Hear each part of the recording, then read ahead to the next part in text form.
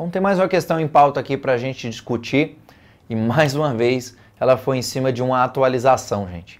Nós temos 3 súmulas recentes que falam sobre execução. Eu falo assim recente porque coisa de 2, 3 anos aí para trás é coisa ainda recente que está maduro para cair na sua prova. Então nós temos súmulas aí de 2016, 2017 que trataram sobre execução e a OAB está depenando essas súmulas, tá?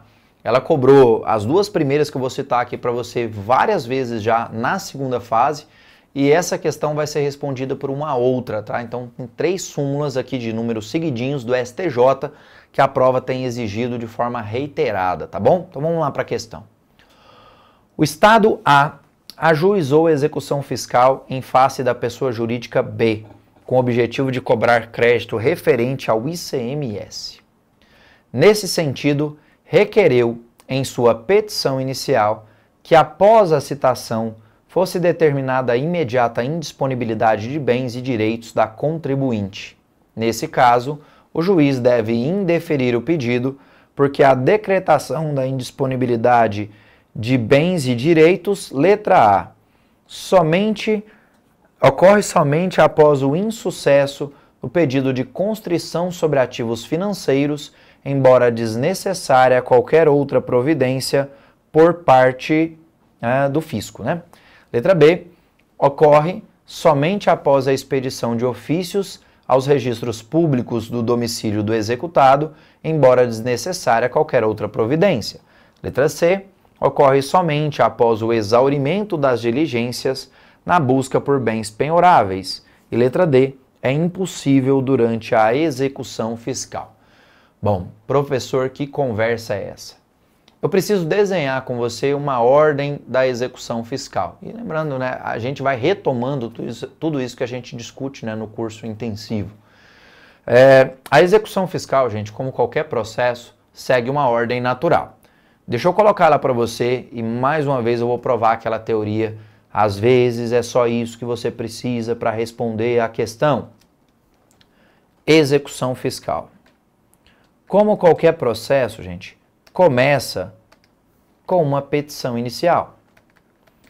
Quando o juizão recebe essa petição inicial, ele dá um despacho, porque como petição inicial que é, ele vai ver se ela cumpre os requisitos e as condições da ação, se ela cumpre lá os requisitos do artigo 319 do CPC e etc. Então é um despacho que ordena a citação. E como vimos, é um despacho importantíssimo porque ele interrompe a prescrição. Ok. Depois que o juiz dá o despacho ordenando a citação, vai se promover a citação válida do executado. Ele é citado para pagar, ele não é citado para se defender não, gente. O executado ele pode se defender, claro, mas ele é citado para pagar.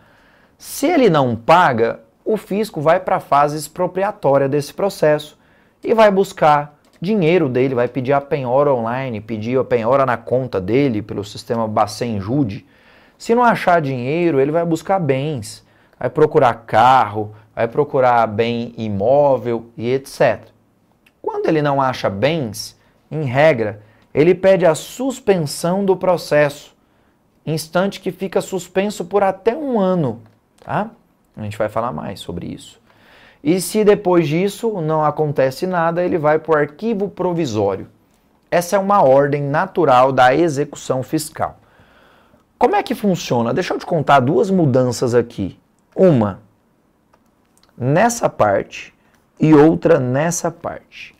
E uma, claro, vai envolver a questão que a gente está falando. Eu vou aproveitar para abrir nosso leque de discussão. Até mais ou menos ali nos anos 2000, gente, anos 2001, a jurisprudência, a legislação bem como a jurisprudência, autorizavam o seguinte: se o fisco comprovasse que lá na esfera administrativa ele diligenciou atrás do endereço do contribuinte e no momento de entrar com essa execução fiscal ele tivesse em local incerto, insabido, desconhecido, como o contribuinte tem um dever de auxiliar a administração informando a atualização do endereço dele, caso ele não tivesse essa atualização e o fisco comprovasse tudo isso, ele podia chegar lá nos idos anos 2000 e falasse o seguinte: eu quero a citação direta por edital do meu executado. E isso era aceito. A jurisprudência mudou, foi mais ou menos o turn, foi mais ou menos aí nessa data que eu te contei. Então, para a citação por edital hoje, você já sabe como funciona, aprende isso lá no processo civil. Você vai ver que tem que esgotar a citação por correio, citação por oficial de justiça, seria de bom alvitre ainda buscar endereço alternativo da pessoa que eu vou demandar, para evitar a famosa nulidade de citação. Por que esse comentário, gente? Porque antes, o que interrompia a prescrição era a citação válida do executado, que poderia ser feita até diretamente por edital. Lá muito atrás, lá em 2005, mudou para despacho do juiz que ordena a citação. E eu já falei sobre ele. Ele interrompe a prescrição. E está escrito ali também para você. Tá bom? Então, cuidado. E outra modificação que nós tivemos também, só que essa um pouco mais recente, foi o que gerou a súmula, é que quando a Fazenda Pública entrava com a ação, ela pedia a decretação da indisponibilidade dos bens do devedor. E geralmente ela fazia isso lá no começo da conversa. Ó, já faz a decretação da indisponibilidade, e o juizão aceitava. Hoje, para se decretar a indisponibilidade dos bens do devedor, o fisco precisa percorrer um caminho, e ele tem que esgotar esse caminho. Tanto é que aí gerou a súmula por bater sempre, mas a jurisprudência já trabalhava dessa forma há um tempão, tá bom? Então é por isso que eu falei que seria aqui, ó, nesse miolo aqui do nosso desenho. Então como é que funciona hoje, gente? Para poder decretar a indisponibilidade dos bens do devedor, o juiz recebe a petição, ele despacha ordenando a citação, que interrompe a prescrição, você já sabe que se interrompe, começa a contar de novo. Vem a citação válida do executado, eu busco o dinheiro dele na conta dele, não acho, busco bens dele, não acho. Depois que eu esgoto tudo aqui na busca de bens, e se eu não acho nada, vai para suspensão ou para arquivo provisório, é que eu peço e o juiz vai decretar essa indisponibilidade dos bens. Então eu preciso exaurir toda essa fase aqui. Isso é exatamente o texto da súmula 560 do STJ. Ela fala que o juiz só pode autorizar a indisponibilidade dos bens do devedor depois que ele tiver uma busca por bens penhoráveis em registros de imóveis e depois, não necessariamente nessa ordem, tá, gente? E depois que ele fizer uma busca lá por bens penhoráveis também, através do Detran ou do Denatran, além, né, claro, da conta, além de, claro, de dinheiro desse cara. Então veja que essa fase expropriatória aqui, ela tem que ser esgotada para que o juiz decrete efetivamente a indisponibilidade dos bens do devedor. Essa é a referência da súmula 560 do STJ. Então a gente vai voltar lá para a questão para ver como que isso foi construído, para a gente conseguir ler da forma adequada, e depois eu vou te contar ainda das outras duas súmulas que falam sobre a execução, né? Então olha o que aconteceu. O Estado ajuizou a execução fiscal em face da pessoa jurídica B, petição inicial, com o objetivo de cobrar um crédito de ICMS. Nesse sentido, requereu em sua petição que após a citação fosse determinada a imediata indisponibilidade dos bens e direitos da contribuinte. Após a citação, gente, ó, é petição, é despacho do juiz ordenando a citação, é citação válida, é penhora online negativa, busca de bens móveis e imóveis para depois o juiz autorizar a indisponibilidade dos bens do devedor. Olha o desenho que fizemos aqui, ó. Para depois ele autorizar a indisponibilidade dos bens do devedor. Olha quando que ele pediu? Após a citação. Então ele está falando o seguinte: ô juizão, deu a citação do cara aqui, já manda aí para mim a indisponibilidade. Súmula falou para a gente que isso não pode. Então eu preciso que esgotar aqui a parte de bens em registro de imóveis, buscar Detran e Denatran, penhora online insuficiente ou negativa. Letra A, o juiz só pode, ele vai indeferir o pedido porque a decretação de indisponibilidade, letra A, ocorre somente após o insucesso do pedido de constrição de ativos financeiros, embora desnecessária qualquer outra providência. O que ele falou? Ele falou que pode depois da penhora online negativa. Não pode, ele tem que zerar isso aqui também. Letra B. Ocorre somente após a expedição de ofícios aos registros públicos do domicílio do executado, embora desnecessária qualquer outra providência. Ele falou assim, vamos fuçar lá em algum bem imóvel no cartório, mas eu não preciso pedir penhora online nem outra não, tá? É normal, gente, pedir penhora online primeiro, porque o dinheiro sempre vem primeiro. E se a Fazenda Pública, por exemplo, achar um bem imóvel, ela vai ter que levar para leilão esse negócio. Então tem que ser arrematado no leilão, tem toda essa fase expropriatória, né? Então é melhor pedir a penhora online primeiro, só que não tem problema, eu posso já penhorar um carro diretamente, o oficial, foi a história que eu contei. O oficial foi lá diligenciar para poder citar o executado, encontrou lá um carro, já penhora, garantiu o juízo, bem móvel nesse caso, vou seguir para a fase expropriatória. Geralmente quando não acha bem, pede penhora online, porque dinheiro é mais fácil, né? Foi lá, o contribuinte fez a garantia do juízo pelo dinheiro, eu achei dinheiro na conta dele, o juiz autorizou. Foi lá o servidor e pesquisou, bloqueou o dinheiro dele. Ele não conseguiu provar nenhuma impenhorabilidade, ele não conseguiu e não apresentou nenhuma defesa. Ok, o juiz está lá, o dinheiro está lá, eu vou pedir a conversão do depósito em renda, tá bom? Se ele se defender e embargou lá, por exemplo, que apresente o argumento válido, tá? O dinheiro já está apurado. Se é um imóvel, tem que ser levado para avaliação, depois para leilão, aquela burocracia toda, tá? Então eu estou dizendo para você que não importa a ordem, eu posso pedir um bem primeiro e uma penhora online depois, mas geralmente vai no dinheiro. Letra C. Ocorre somente após o exaurimento das diligências na busca por bens penhoráveis. Então é exatamente isso que nós desenhamos. Eu passo pela negativa da penhora online, passo pela negativa de bens, não acho nada e depois o juizão vai decretar a indisponibilidade. Esse é o texto da súmula 560 do STJ, súmula aí de pouco tempo atrás, tá bom? Atenção para o teor dela. E a letra D, sempre tem que vir uma péssima, né? Uma muito ruim. É impossível durante a execução fiscal, sempre pôde a decretação de indisponibilidade, só funcionava um pouco diferente. Deixa eu aproveitar aqui, né? Vamos lembrar? Falei aí para você que tem mais duas súmulas, é a súmula 558 e a 559, todas do STJ. A OAB já cobrou essas duas aqui várias vezes na segunda fase, tá bom? Tem cobrado cada vez mais. Então daqui a pouco isso aqui vem para a primeira fase, isso aqui vai para a segunda fase. É assim que funciona, tá?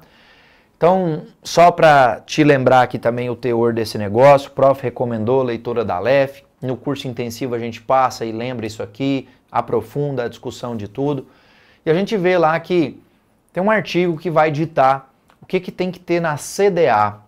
E também tem um artigo 6º que vai ditar para a gente quais são as regras inerentes à execução, o que é que precisa ser seguido, o que a CDA deve conter, é o artigo 2º, parágrafo 5º, certo?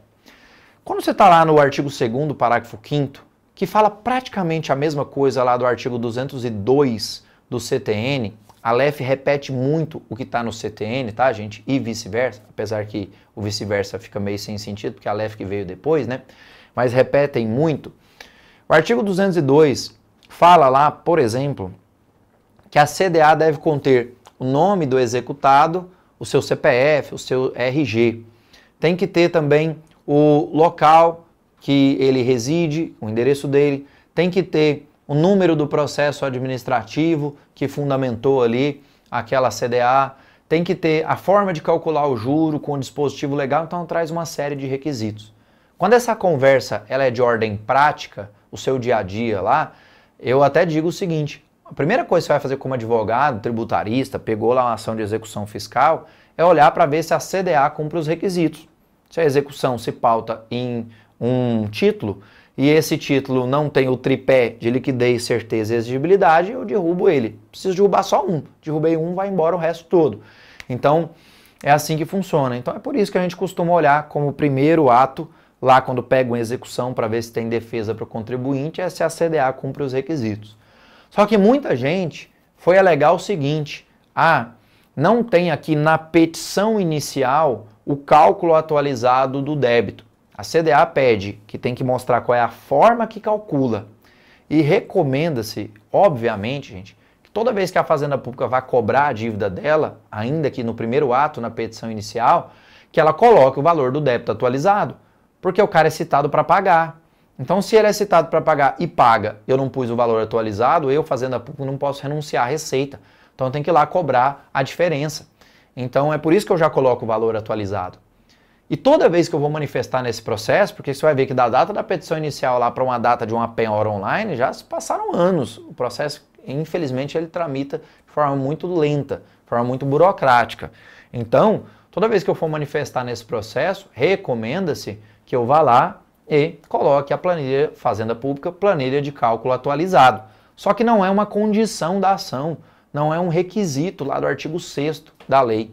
E também, a gente vai ver ali que ele tem que colocar o RG, o CPF da parte, o CNPJ lá da pessoa jurídica. Só que se por acaso tiver faltando o RG e tem o CPF, ou então tem um errinho material ali, tem que só olhar os limites, né, do erro material, porque tem mais súmula que trata sobre isso, que é o caso da 392 do STJ, o errinho material também não vai ser uma condição da ação que vai obrigar necessariamente aí a extinguir a ação. Não vai poder processar a ação de execução fiscal. Então, tudo que eu discuti aqui com você agora está em cima do teor dessa súmula 558 e dessa súmula 559 aqui do STJ. Não preciso juntar a planilha de débito atualizada em todos os momentos e também aqui não é uma condição da ação constar de forma plena e sempre aqui, por exemplo, o RG da nossa parte, ok? Então, aí que eu peguei foi o lugar errado. Então, a súmula 560 responde essa questão aí pra gente no que diz respeito à execução fiscal. Fica aí já com os nossos canais de comunicação de sempre, né, gente? A gente mata, assim, os principais temas da sua prova no que diz respeito aqui à resolução de exercício. Dentro do curso integral, o prof sempre constrói para você lá o top 5, o top 5 está aqui dentro, tá? Porque nós temos os temas de preferência da nossa prova e se você der uma olhada aí também, são várias questões ainda bem recentes, né? Você pega a questão ali, eu fiz questão de colocar estas de 20º exame para frente, né? Então você está indo para o 30º, você está indo para qualquer prova que você estiver chegando aí, você vai ver que necessariamente essas questões repetem demais. Se você for lá para o 10º exame da OAB, o direito tributário é óbvio que ele também se atualiza, ela só tem essa mudança de um pouquinho da característica que a prova segue, né? Porque você vê as mais antigas cobram fortemente a legislação e as mais novas, elas ficam ali cobrando súmula, jurisprudência, volta e meia dentro da conversa dela, tá bom? O jeito de você ler a questão faz toda a diferença. Então nós pegamos aqui os principais temas que a prova vem exigindo nos últimos anos. Você viu quanto ela repete isso daqui? Se você for pegar outras questões aqui também ainda vai encontrar algumas que nós conversamos aqui que seriam da mesma maneira. Então isso aqui é uma dica forte. Você assistir esse curso aqui de resolução de questão, ele te salva em vários momentos, porque a sua prova está repetindo e a gente repete a resolução. Faça isso em casa também. E não fica com nenhuma dúvida, né? Você tem aí as redes sociais, você tem um professor sempre à sua disposição para poder estar tirando as suas dúvidas. Eu sempre peço o seguinte, gente, se for para seguir a rede social do professor, é @GustavoRec, que você mande uma mensagenzinha lá pro prof, tá? O prof tem uma página lá no Facebook, tá? No Facebook, tem muita gente que já não está usando mais, mas tem uma página Professor Gustavo Rec no Facebook, que todo dia tem notícia lá de direito tributário, tem videozinho gravando dica para você e vai te ajudar muito. Se por acaso você for seguir o Instagram, o prof confessa que ainda não faz muito o Instagram de forma profissional, ou seja, não é voltado aí para o direito tributário todo dia. Então tem muito da vida do prof, falando lá de palestra, falando também de aulas, mas especialmente da vida do prof. Então se por acaso, adicione qualquer rede social do prof, é Gustavo Rec. Se por acaso você adicionar no Instagram, só manda uma mensagenzinha, professor, sou lá do Vem Que Passa, vou passar na prova junto com você, me aceita aí e a gente tá junto aí para conversar. Surgiu dúvida, pode mandar onde que você tiver, tá bom? Obrigado e até a próxima, gente.